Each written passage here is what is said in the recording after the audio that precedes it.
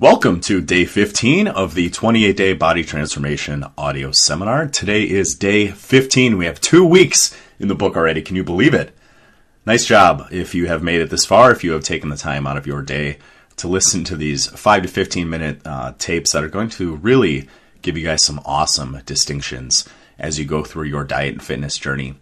Just to recap the first 2 weeks so far, week 1 was all about mindset, emotions, and goals. Week 2 was all about the basics of exercise and how to integrate that so you can take whatever diet you're following and take it to a higher level and continually make progress. You do not have to plateau for long periods of time. Basics of exercise today. I want to start by saying that every routine works. Now, there's a great physique for virtually every single training approach. High volume, high frequency, low frequency, low reps, high reps, pyramid up, pyramid down. Training with very high intensity, training with low or moderate intensity. Everything works, and everything can work to build a decent looking physique. And you can't look at someone's body and tell how they train. You could guess, and your guess might be right, but you can't look at someone and say, oh, they clearly train high volume or they clearly train high reps. And using an extreme example, looking at the professional bodybuilding stage, there is a variety of approaches, not just in current bodybuilders that have these amazing, overly muscular physiques, but also in the history of the Mr. Olympia contest. You have individuals like Dorian Yates that, relative to everybody else, trained with very, very low volume, but very high intensity. Dorian had trained 45 to 60 minutes, only 4 days a week, doing as little as 2 sets of body part and as high as, I believe, at about 5 sets of body part, 5 working sets. And then you have some other individuals like Arnold Schwarzenegger tends to be a poster boy for high volume training, doing approximately 15 to 20 sets per body part in the off season, and as a competition near, sometimes go as high as 25 or 30 sets. You have individuals like Serge Nubret, who would do 80 to 100 sets sometimes per body part. You'd have guys like Mike Mentzer, who won the 1979 heavyweight Mr. Olympia, but lost the overall title to Frank Zane. Mentzer trained with as little as 1 set per body part. There are a variety of approaches, and all of them can be used to build very, very impressive physiques. So what you guys need to do is, instead of looking at what makes all of these routines different, look at what they have in common. And the biggest fundamental axiom of resistance training in terms of building muscle is the idea of progressive overload. The idea that so long as you are adding repetitions or weight to the bar over time, over the course of your workouts, you will be building some degree of muscle. If next week, if 2 weeks from now, if a month from now, if 3 months from now, you're able to lift more weight or lift the same amount of weight more times, you are strengthening and you are slightly building that muscle to some degree. The connection between strength and size of a muscle is maybe the most understood aspect of resistance training. So don't think that certain styles of lifting are better for strength. Some might be better for size. There might be some truth to that, but for the overwhelming majority of people that lift weights, for the average individual who just wants to look better, as long as you are building strength, you are building some degree of muscle. And that's essentially as complicated as you have to make it.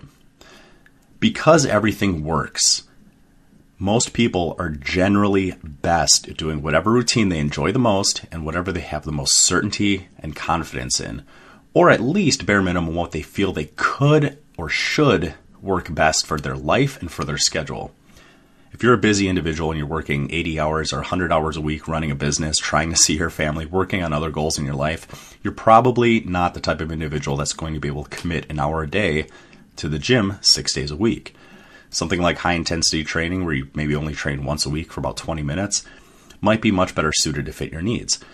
If you're in college and you have a lot going on and you need that outlet for that energy and for that angst and for that frustration, something that's a little bit more high volume, high frequency might work better for your mental, emotional, and social needs. There are hundreds, if not thousands, of variables that can contribute to you building a great physique. So again, I tend to reiterate that what most people feel could and should work best, or what they feel most certain and most confident in, will be best for them. Let's use a practical example. Barbell squats. A lot of us did squats in high school weight training, maybe some type of sport that we performed. And some of us like them And by them, I mean squats. Some of us like squats better than other individuals. So let's just say you feel really comfortable with squats. You feel solid in your form. You really love it. You love the feeling of that weight on your shoulders, the feeling of driving out of the hole. You really like the feeling of having a lot of weight on your back and moving a lot of weight and that feeling of being strong and powerful. You are going to get more out of that squat than somebody who doesn't feel safe doing it. Even if the squat is, let's just say hypothetically, let's just say it's the best leg exercise, bar none. And all the other factors being equal, let's say everybody should do squats. If you don't feel comfortable doing a squat, if that weight doesn't seem to sit right on your shoulders, if you feel like your balance is off, if you feel like you're going to fall, you're not going to be nearly as certain, you're not going to be nearly as confident, and you're not going to try as hard, and you're not going to get as good of results out of a squat as somebody else who's certain, confident, and feeling powerful.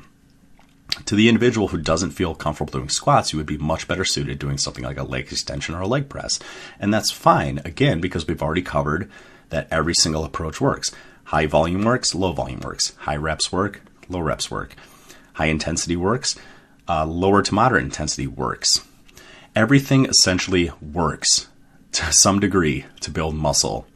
We tend to think of as human beings, we tend to think of too many things with this black and white mentality. Everything is a 10 out of 10 or it's a 0 out of 10.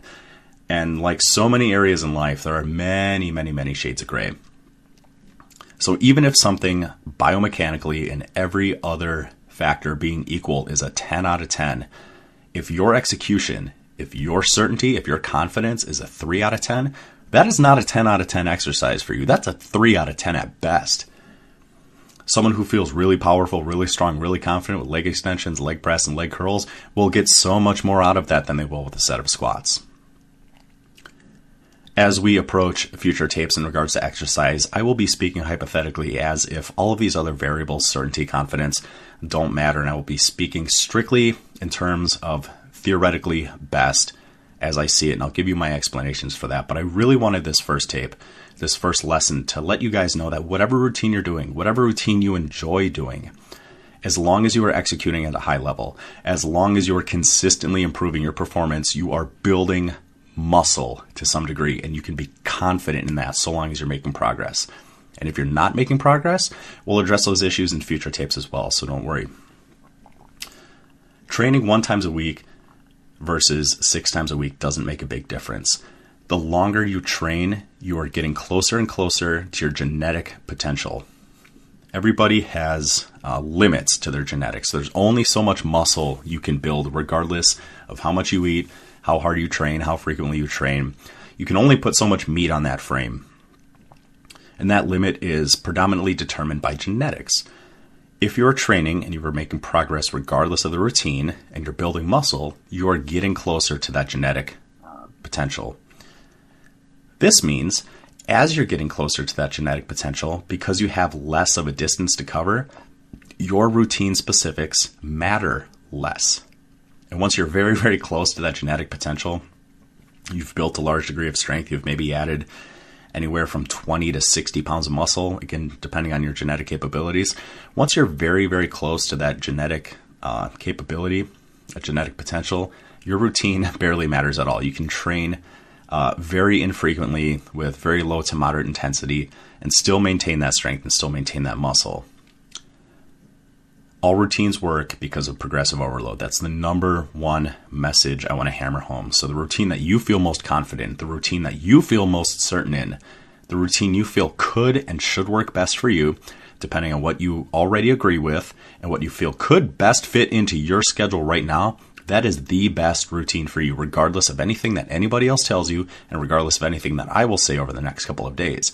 My purpose over the next couple of days is going to be to inspire thought and to get you to get what you're already doing at a higher level and maybe suggest some ideas that I believe, based on biomechanics, based on biology, and based on physics, will drastically improve the degree of your results and that you get better results in less time. But for right now, if you feel confident in doing squats and you love them and you work them into a routine, keep doing them. If you are doing a routine that you don't like, if you're doing an exercise that you don't like, stop doing it. There are many, many ways to get the job done. If you like low reps, do low reps. If you like high reps, do high reps. If you like low volume, do low volume. You guys don't have to be so confused. You don't have to strain the gnat and pick out these tiny little details about your routine that you make into these big deals when ultimately they really don't matter that much. As long as you're going to the gym and you're working out with intensity and you're giving that body time it needs to recover and adequate nutrition, you will build muscle. I promise you that. You do not need to make this as complicated as the fitness orthodoxy does. Your assignment for today, man, pick a routine, whether it's something that you write up yourself, whether it's something you just go to bodybuilding.com and search for a routine. If you want me to give you a routine, I would be more than happy to do so. Pick some kind of exercise routine, whether it's once a week, whether it's 7 days a week, doesn't matter. Pick something and email me, fitcoachjerome@gmail.com. Let me know your routine. Let me know why you're doing it, why you feel it's best for you, and let me know what that routine is. Thanks for listening, men. I will talk to you tomorrow.